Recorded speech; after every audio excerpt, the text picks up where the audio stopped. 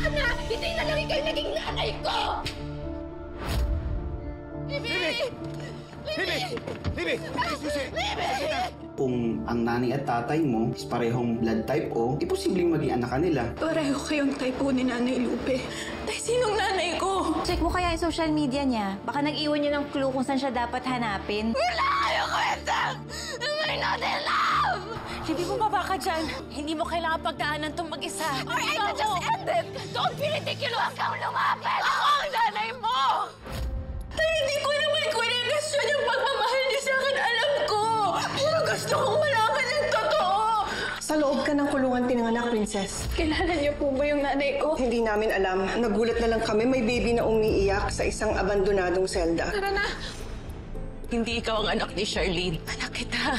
Buntis kami pareho at inabutan kami ng lindol sa loob. Nawalan ng malay si Charlene. Naisip ko na pagpalitan kayo ng anak niya. Nagsisisi ako na sinampal ko siya. Sana hinabaan ko yung pasensya ko. Sana nag-usap kami ng matino. Basta maganda ang buhay mo. Masaya na ako. Kaya anak, bumaba ka na dyan.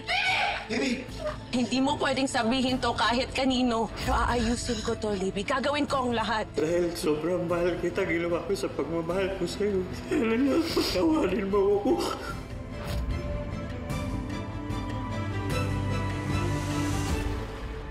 Patawarin mo na naman ako dahil ginawa ko lang yun dahil sobrang pagmamahal ko.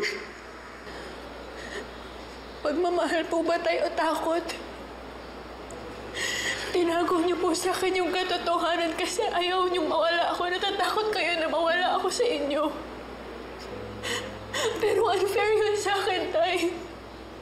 Pinagkait niyo sa akin yung katotohanan, Tay. Pinalaki niyo ako sa kasinungalingan mo ang buhay ko.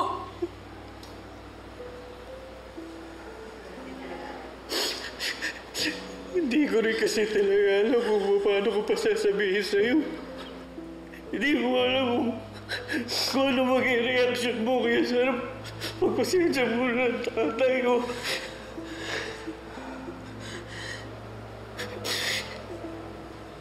Naku, pwede sana ayusin naman natin ito. Patawad mo na naman ako.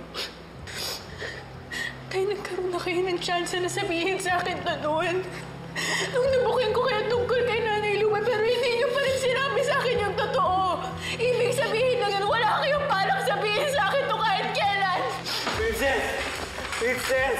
Princess, bumalik! Princess! Sir Dado! Sir!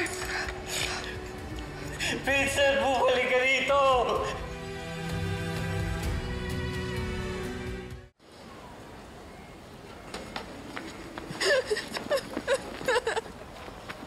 Kosa.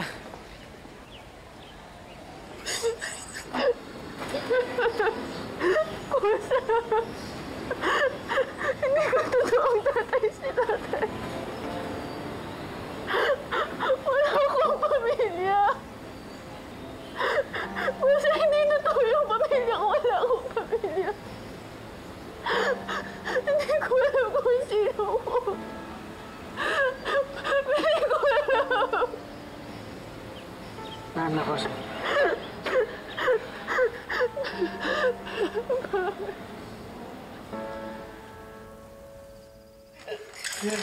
Sir!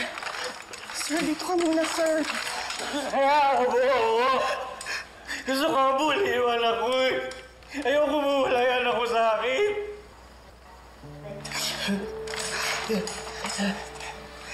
Sir! Sir! Bakit ko kasi sinabi na hindi natin kilala nanay niya? Ayoko na magsinungaling sa anak ko! Ayoko na siyang lokohin! Yun ang tama. Ano alam mo sa tama? Dapat sinabi natin sa kanya kung sino talaga yung tunay niyang ina. Alam mo, dapat di ka lang iialam sa amin eh. Sir, sa totoo lang, ayokong makialam sa inyong dalawa. Pero tamang hindi na malaman ni Princess kung sino ang tunay niyang mga magulang. Bakit hindi? Karapatan niya yun. Alam mo, gusto ko lang sabihin sa kanya yung totoo. Dahil doble ng sakit na nararamdaman niya ang nararamdaman ko. Tuwing nakikita mo siya nahihirapan. Sa tingin mo makakatulong ka kung malaman niya ang totoo? Hindi ba lalo siyang mahihirapan? Hindi ko alam. Ayoko na lang siya masaktan ulit. Kaya nga hindi na dapat malaman ni Princess. Mas lalo lang mawawala siya sa'yo kapag nalaman niya kung sino ang tunay niyang ina.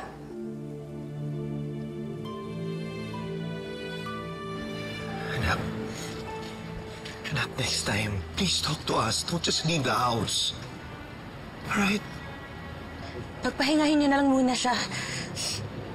She's had a long day. Salamat, Divina. Thank you for checking on Libby. Of course. Anything for your daughter.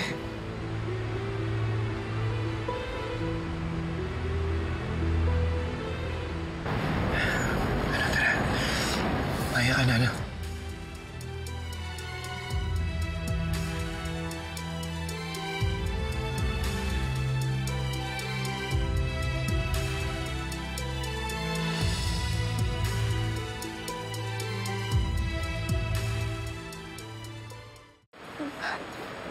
Ano ba?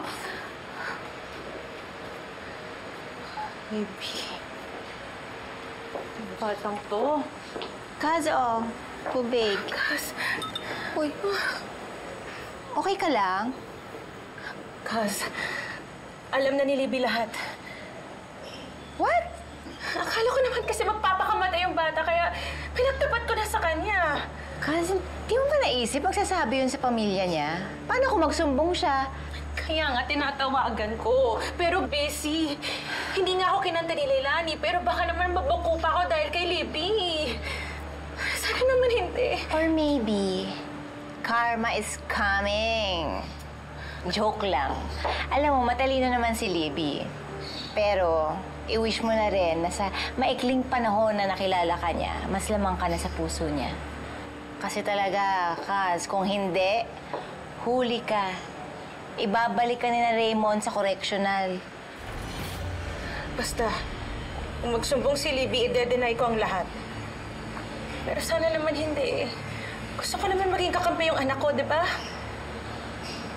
Tatawagan ko siya ulit.